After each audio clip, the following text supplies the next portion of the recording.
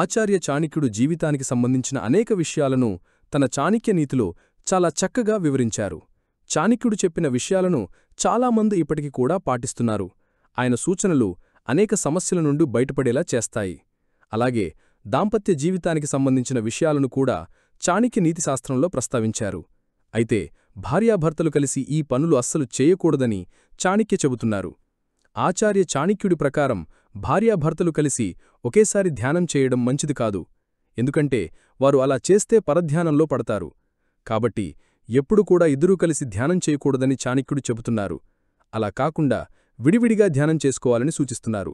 అలానే భార్యాభర్తలిద్దరూ కలిసి చదువుకోవడం కూడా మంచిది కాదని చెబుతున్నారు. శ్రద్ధగా చదువుకోవాలంటే ఇద్దరూ వేరువేరుగా కూర్చుని చదువుకోవాలని సూచిస్తున్నారు. అదేవిధంగా స్త్రీ పురుషులు ఒకరి ముందు ఒకరు బట్టలు మార్చుకోకూడదని చెబుతున్నారు. బట్టలు మార్చుకోవడం లేదంటే బట్టలు సరిచేసుకునే స్త్రీని పురుషులు చూడడం ఏమాత్రం మంచిది కాదని చెబుతున్నారు. కాబట్టి భార్యాభర్తలు కలిసి ఈ పనులు అస్సలు చెయ్యకూడదని చాణక్యుడు సూచిస్తున్నారు. కావాలంటే విడివిడిగా ఈ పనులు చేసుకోవాలని కాని ఒకేసారి ఈ పనులు చేసుకోవడం మంచిది కాదని చాణక్యుడు చెబుతున్నారు.